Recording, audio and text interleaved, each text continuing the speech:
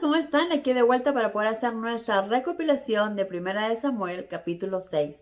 Pero antes sabemos lo importante de la oración. Así que si gustan acompañarme, por favor, cerremos los ojitos. Gracias, Padre Celestial, por este hermoso día, por darnos un día más lleno de ti, de tus bendiciones, de tu amor. Gracias por estar a nuestro lado, Padre. Gracias por estar siempre con nosotros, por guiarnos, por enviarnos la palabra para poder aprender de ti, para saber las cosas que te agradan, para saber cómo debemos vivir en este mundo, Padre. Perdona nuestras faltas, nuestras equivocaciones, perdónanos y ayúdanos con el entendimiento de tu palabra para poder atesorarla en nuestros corazones y aplicarla todos los días de nuestra vida diaria. Y te pedimos todo esto en el nombre de Cristo Jesús, tu Hijo amado. Amén. Muy bien, amigos, ahora estamos listos para empezar con nuestra recopilación.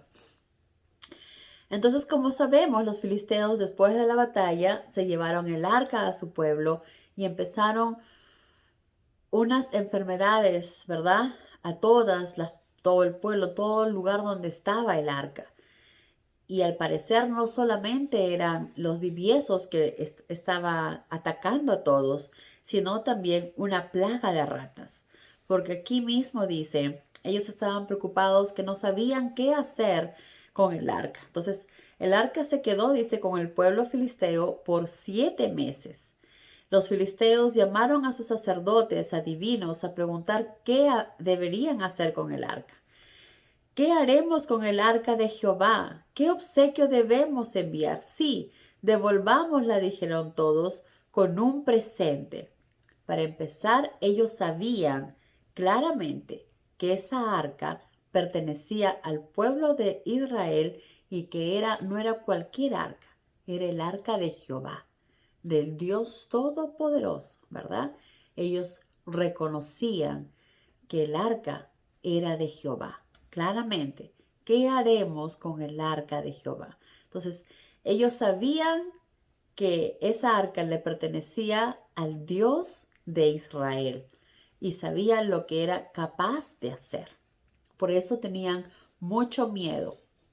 Pero ellos querían estar seguros si realmente era Jehová quien estaba ocasionando toda esa plaga de enfermedades, esas divisas, y saber si la plaga de ratas también. Acá dice, devolvámosla con un presente, enviemos una ofrenda por la culpa, que se detenga la plaga. Si no se detiene, sabremos que Jehová no envió la plaga sobre nosotros. Entonces dije, ¿y qué podemos hacer? ¿Cómo podemos, qué regalos podemos enviarle? Entonces les dijeron, lleven 5 modelos de oro del divieso, o sea, de la enfermedad que les estaba causando la plaga, y 5 modelos de oro de las ratas que han asolado la tierra, tanto la capital como sus pueblos. Por eso sabemos que no era solamente la plaga de diviesos, sino también una plaga de ratas. Obviamente esto no fue casual, porque nosotros sabemos que las casualidades no existen. Todo lo que sucede, todo lo que pasa, tiene una razón. Todo tiene un propósito. Todo tiene un porqué, ¿verdad? Pero obviamente los filisteos querían cerciorarse de que era realmente Jehová. Entonces prepararon los presentes y también les dijeron, si envían este presente y honran al Dios de Israel, quizás Él deje de asolarnos a nosotros, a nuestro Dios y a nuestra patria. No sean soberbios, les dijo, no sean soberbios ni rebeldes, como el faraón y los egipcios. Ellos no quisieron dejar salir a Israel hasta que Dios los destruyó con plagas terribles. Como sabemos, lo que Dios hizo en Egipto fue para que todos supieran quién era el único y verdadero Dios. Y eso lo sabemos hasta el día de hoy, ¿verdad? Hasta el día de hoy sabemos las maravillas que Dios hizo, las plagas que Dios hizo y que las demostró a los egipcios, destruyendo cada uno de los dioses que tenía. Y esto realmente debería ser un ejemplo para todos los demás pueblos, ¿verdad? Saber que Él era el único Dios. Claro, esto hizo que muchos egipcios se volvieran a Dios, pero lamentablemente no todos los pueblos que escucharon acerca de esto se volvieron, que si no todos serían, alabarían al único Dios verdadero. Entonces ellos reconocían a Jehová, pero hacían lo que Dios de Jehová les decía, no, ¿verdad? Porque ellos eran filisteos. Ellos sabían que existía el Dios de Israel, quien los cuidaba y los protegía. Pero decía, es Dios de ellos, no nuestros, ¿verdad? Entonces, no porque conozcamos y reconozcamos que existe un Dios todopoderoso, quiere decir que ya estamos salvos o que estamos haciendo su voluntad. Los filisteos reconocían al Dios todopoderoso, al Dios de Israel, pero no hacían lo que Dios decía. Ellos no hacían las normas, no cumplían las leyes, porque ellos creían, reconocían a Dios, pero no hacían su voluntad. Hay muchas personas que dicen, yo conozco a Dios, yo creo en Dios, pero ¿están haciendo la voluntad del Dios o están haciendo su propia voluntad? Entonces, esto es algo que debemos pensar nosotros mismos y analizar. Yo sé que existe un Dios todopoderoso y que su nombre es Jehová, al igual que los filisteos, lo reconozco, pero ¿lo pongo en primer lugar en mi vida? ¿Estoy haciendo su voluntad en cada momento? ¿Le estoy sirviendo como Él me pide? ¿O estoy haciendo las cosas como mejor me parece, usando mi mejor criterio? Entonces, analicemos y pensemos nosotros mismos si estamos comportándonos como filisteos o queremos comportarnos como verdaderos amadores de Dios. Si realmente amamos a Dios, pues debemos comportarnos como Él nos pide, como Él nos dice, ¿verdad? Tal y cual nos mostró Josué, que él en todo momento, antes de hacer algo, oraba, le pedía a Dios guía. Al igual que nosotros, debemos ponerlo a Él por sobre todas las cosas, antes de tomar cualquier decisión, sea personal, familiar, del trabajo, de lo que sea. Ponerle a Dios primero para que sea Él quien nos ayude, quien nos guíe a tomar la mejor decisión, para no tomar nuestra propia decisión, sino la de Él, que sí es la perfecta, ¿verdad? Entonces, no basta solamente con reconocer que existe un Dios, sino tenemos que ser obedientes ante nuestro Dios, ¿verdad? Entonces, ellos reconocían y sabían de su poder porque ya habían escuchado lo que había hecho en Egipto y las plagas que había destruido Egipto también. Entonces decidieron enviar regalos, ¿verdad? 5 modelos de oro de diviesos por causa de la plaga y 5 modelos de oro de las ratas que habían asolado la tierra. Pero también les dijeron que hagan pues un carro nuevo y consigan 2 vacas que estén criando, vacas que no hayan sido enyugadas, o sea, que no hayan sido atadas a algo. Y guarden sus becerros en el establo. Coloquen el arca de Jehová sobre el carro, junto al cofre que contendrá los modelos de oro de las ratas y de los diviesos, y luego dejen que las vacas vayan por el camino que quieran. Si cruzan la frontera de nuestra tierra y entran en Bet-Semes, que es territorio de ellos, sabremos que fue Jehová quien envió este gran mal sobre nosotros. Pero si no, si las vacas regresan a buscar a sus becerros, sabremos que la plaga fue simplemente una coincidencia y que no fue enviada por Jehová.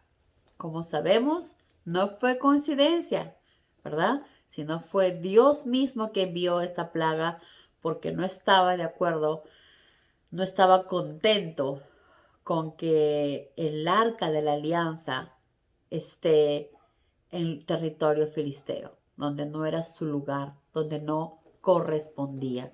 Y no era un simple objeto, ¿verdad?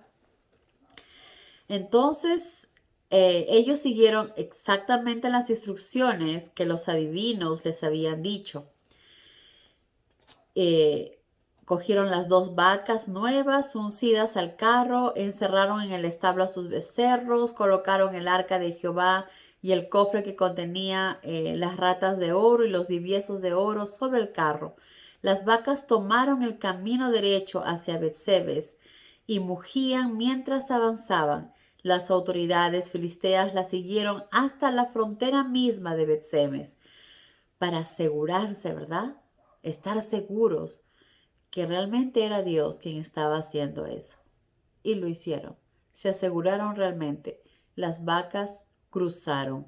Los de Betsemes que cosechaban el trigo en el valle, cuando vieron el arca, salieron gozosos a su encuentro. El carro entró en el campo de un hombre llamado Josué y se detuvo junto a una gran roca.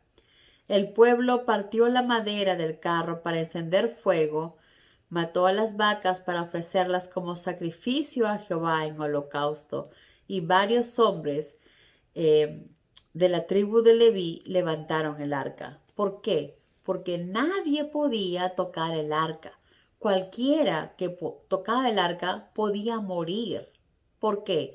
Porque era un arca glorificada, era un arca especial con el que no podía cualquiera tocarla, porque con los pecados que tenía, inmediatamente moría.